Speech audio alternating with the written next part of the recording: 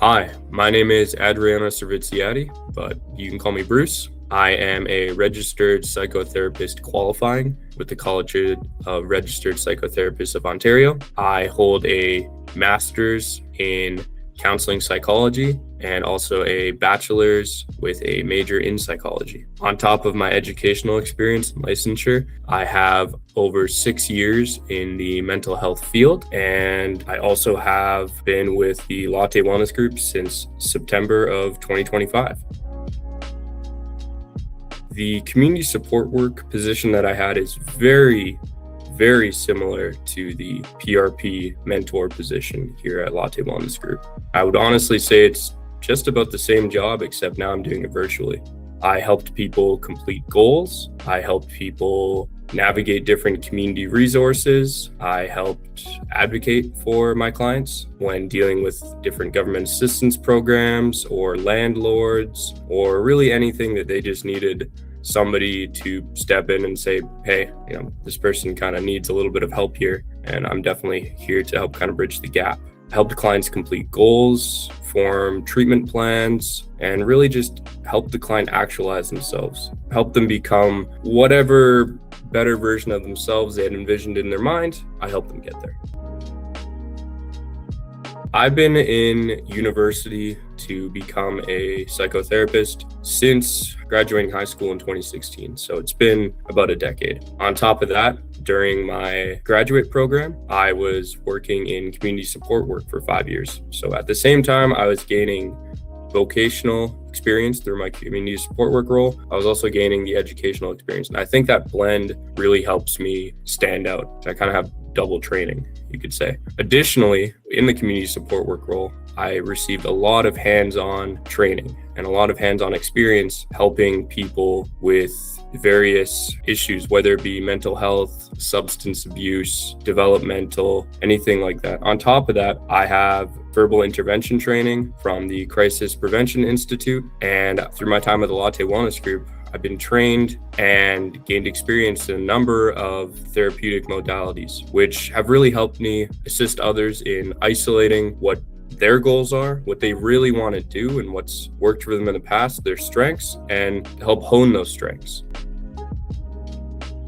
Given that I have a virtual job, in my free time, you can always find me being active. By nature, I'm just an active person, so having a job where I'm in front of a computer screen at all times really causes me to spend the majority of my free time doing activities, whether it's playing rugby or going for hikes or going to the gym. In fact, I moonlight as a personal trainer. Once I finish my job with the Latte Wellness Group, I generally see a client in the evening and we'll be at the gym. I really do enjoy doing that. For me, it doesn't even feel like work because I'm helping the client become a better version of themselves and develop a sense of mastery through the gym, through physical activity, through being able to take the reins of their life and make a meaningful change. And I feel like that translates a lot to my therapeutic approach as well. Because the Latte Wellness Group and my work here as a PRP mentor, it also doesn't feel like work to me. It's something I really enjoy doing. I really enjoy helping people gain a sense of mastery over themselves or their conditions and being able to make a meaningful change that matters to them and at the end of the day puts them at a different, better position. My clinical specialties lie in taking a bottom-up approach. And what this means is instead of looking towards theory or maybe some more abstract concept as the source of your problems, I like to look from the bottom. So for instance, if you had anxiety or depression, what I might start asking you would be questions about how's your sleep? How's your diet? Do you exercise? And if you're anxious, what's your caffeine intake? What's your substance use look like? From there, we can get a really good base model and understand something that's going to affect everybody, right? Nobody does well when they're low on sleep. Nobody does well when they're only eating processed food. Nobody does well when they're not exercising, or not getting sunlight, not going outside, not doing things that they enjoy. From there, we can start taking practical steps to solving your problem. That would be my counseling niche. From a PRP sense, it's almost the same thing. If, for instance, you have an issue with food access, month to month, times are tough. I don't have enough money for food or for rent. Okay, well, let's take a proactive approach. Let me get on the line with the state of Maryland and let's see if we can get you some SNAP benefits. Let's see if we can access some rental resources. Let's see what kind of benefits are available to you that maybe either you didn't know about because for whatever reason it didn't get communicated to you, or maybe they weren't accessible for whatever reason. Let me be the bridge and let me be the advocate to help you get through that. Because I understand dealing with the different governmental systems can be like a maze, and I want to help you navigate that.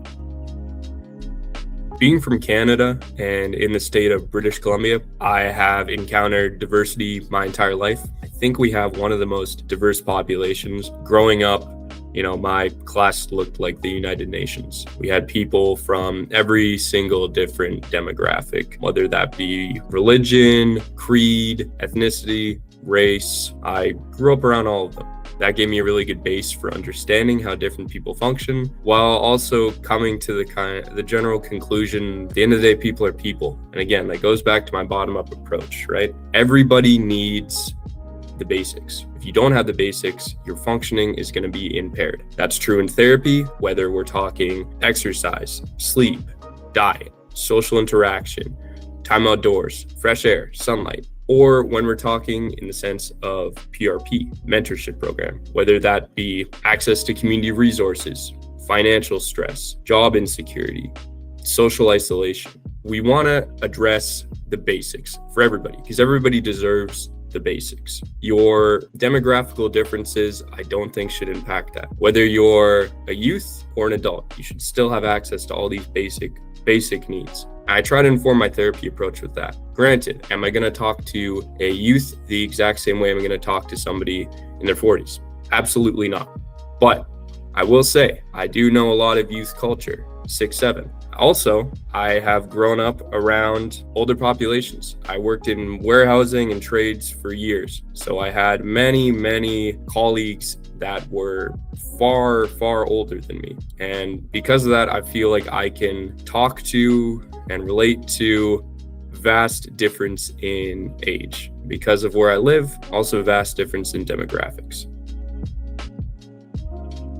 For me, measuring success begins with, are you able to complete your goals? Are you able to reach whatever point that you set out to reach? Whether that be at the beginning of the session, you had a goal of, hey, I want to be able to secure SNAP benefits, or hey, I want to be able to complete a resume. Are we able to do that at the end of the session? If we were, I think that's a success. But I think success in a more larger sense is, are you getting a service? Are you getting a benefit from the session? I always try to end my sessions by giving the client something, right? By the end of our 60-minute session, ideally you walk away with something that's useful, whether that be a tool that you can use, for instance, deep breathing, or you walk away having completed the task that you set out to complete in the session. Maybe we sent out 5 applications. Maybe we were able to triage with the state of Maryland and get you the thing that you wanted to get through advocacy.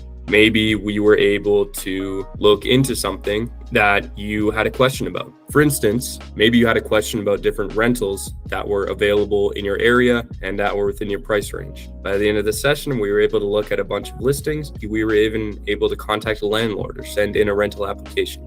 At the bare minimum, at the end of our session, I want us to have been able to complete something, right? And that's all you led. At the beginning of the session, hey, what would you like to do today? What are we looking to complete? What are we working on? That's how I measure success. As for youth versus adults, I think it's very similar. We still want to be leaving the session with something. We want to be addressing some type of point, and we want to be able to find a resolution to that. With youth, I think it's very important that we are engaged. The session needs to be fun, right?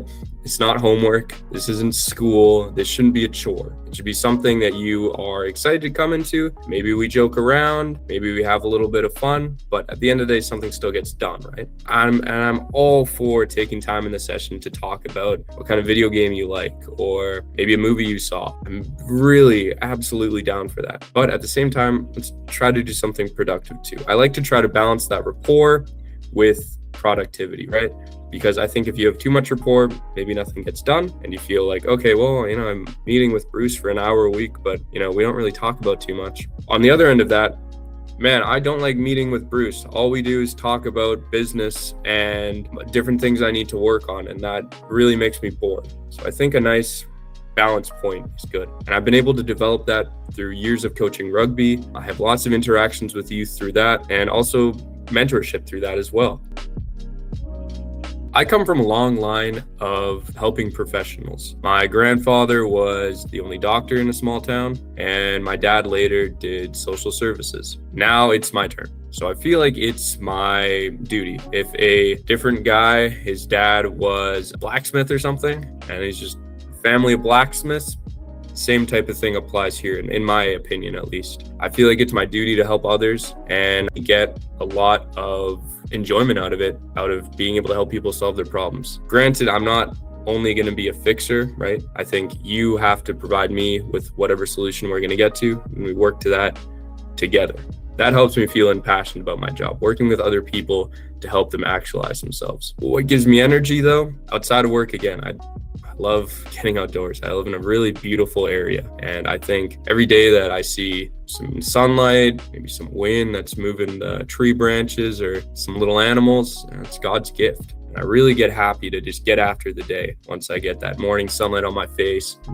Maybe look at some animals that are outside my house. I have a lot of kind of flora and fauna and wildlife where I live. So I have my morning coffee and I'm looking out at the vast kind of pasture, and that energizes me, and I want to get to it.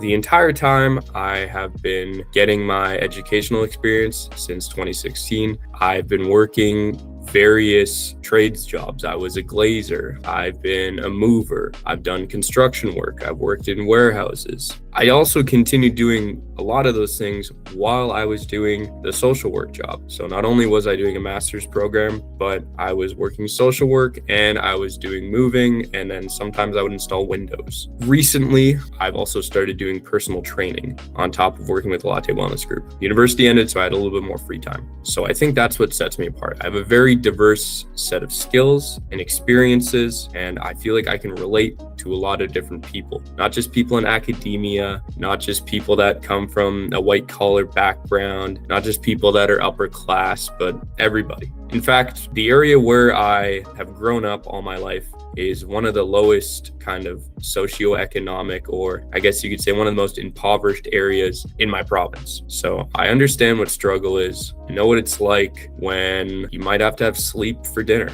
I get that. I feel like that helps me relate to a lot of different people. I also get what it's like when you're trying to get a job in the labor field. I get that too. And hey, if you want to talk shop about university concepts or more intellectual things, I have a number of degrees to, show that I can do that as well. So I feel like that's what makes me diverse. I've had a lot of different experiences that have molded me, and I feel like that allows me to relate to a lot of different people and be able to be relatable. One thing I think you should know about me before we work together is that this process is a team effort. I'm there to help you. However, we need to each be putting an effort towards whatever you're working towards. Right? This entire process works best when we're a team. If you're working as hard as me, or conversely, if I'm working as hard as you, we can make a lot of things happen. I'll help you, and I'll absolutely be there to support you. But what we're going to be starting is a team. I'm a team player.